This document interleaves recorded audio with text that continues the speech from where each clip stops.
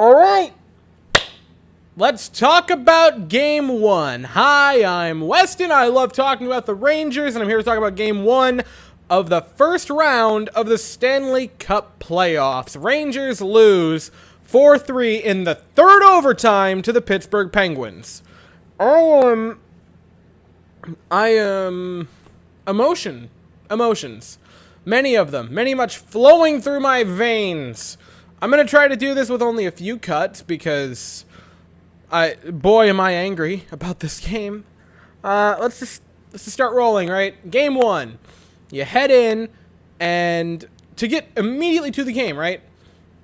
First period might have been the best first period. The best period the Rangers have played all year. It was amazing, that first period by the New York Rangers. You were infinitely better than the Penguins, and you only took a 1-0 lead, but you felt good about it. The Rangers just mopped them up and down the ice in the first period.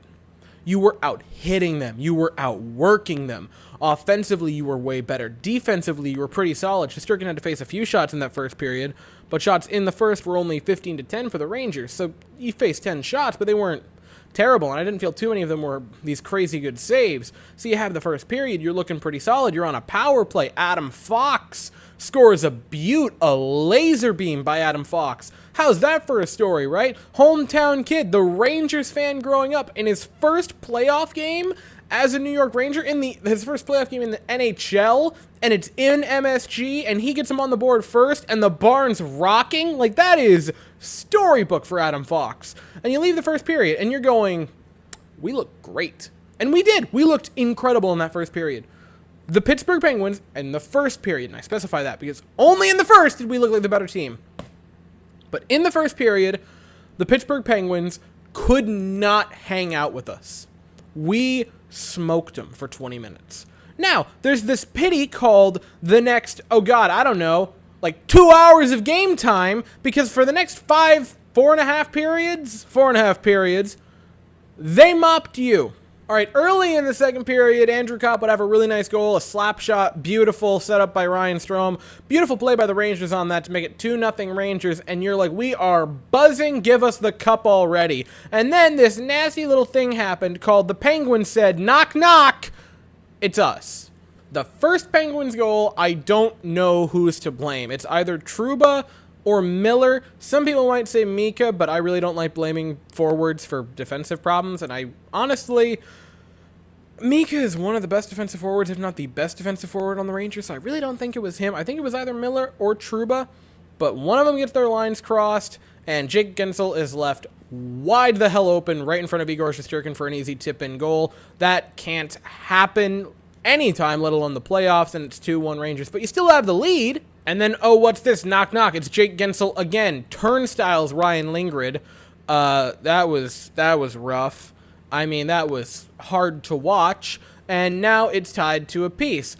And you're thinking, wow, this is not ideal. But hey, the Rangers try to get some momentum going back in our favor because shorthanded, Mika Zibanejad, beautiful play, sets up Chris Kreider, beautiful backhand. It's a shorty, and the Rangers take a 3-2 lead, and you're like, all right, we are rocking, we're back in control. Just kidding, because it's a 5-on-3 power play for the Pittsburgh Penguins, and Brian Rust scores another tip in. I'm not mad at anyone on this play because it's a 5-on-3 power play. What on earth are you supposed to do against that?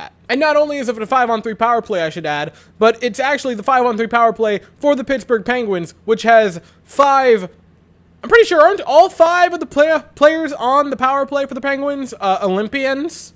I'm pretty sure they're all Olympians who all have multiple Stanley Cups just in their back pocket. It's that 5-on-3 power play in the playoffs. It's going to score. There is nothing you can do about it other than pray it doesn't happen, but it happened. And then you go, 3 periods of silence because they don't score and we don't score for a long while. Now, there was almost a goal in the waning minutes of the third period for the Rangers.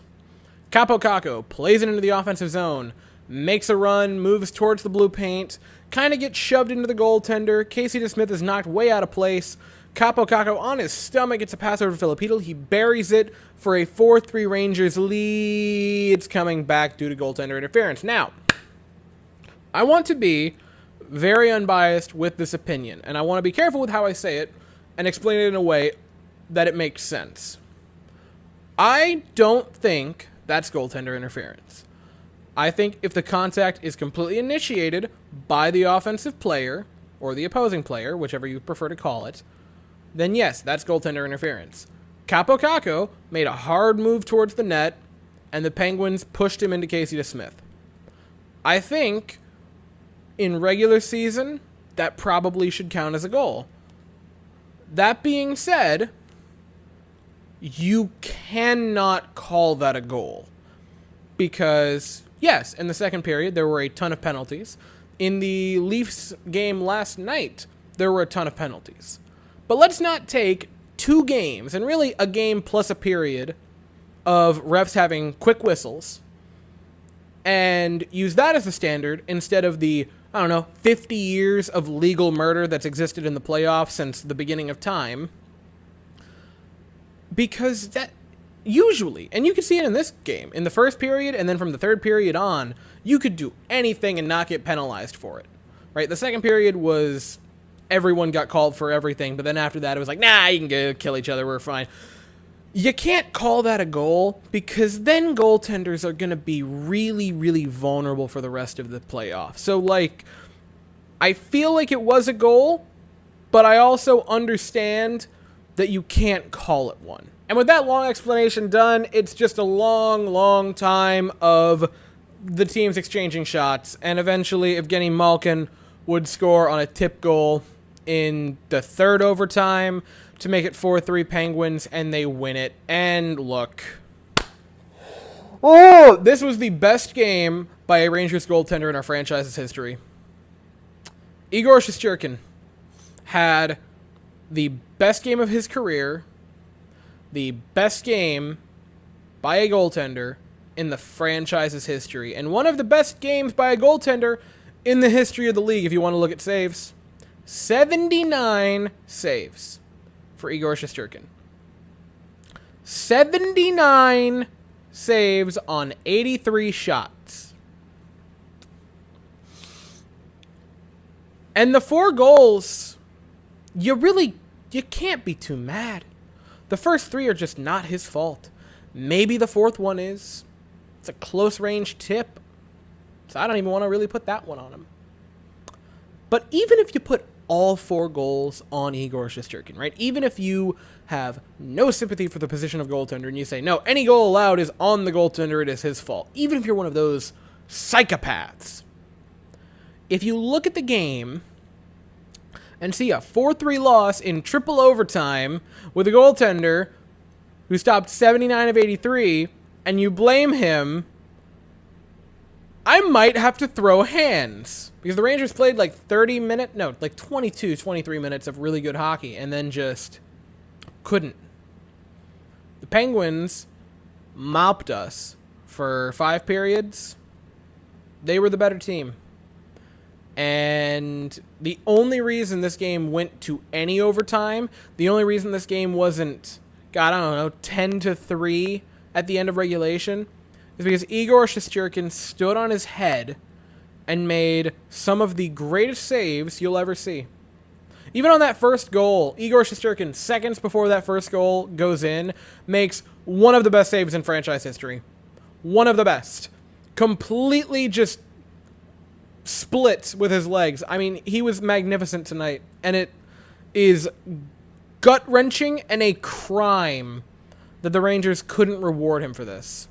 Second most saves by a goaltender in history of the NHL, and you lose. Which, funnily enough, number 1 all-time also lost, and it was also a playoff game and also a game 1 of the first round, which is kind of funny in a way. I believe Money Puck said there were 144 to 145-ish shot attempts for the Penguins tonight, and now you get to have a really fun conversation with yourselves, because now you have to ask, can Igor go for game 2? And you might say, well, Weston, there's a day off. He played nearly 2 full hours.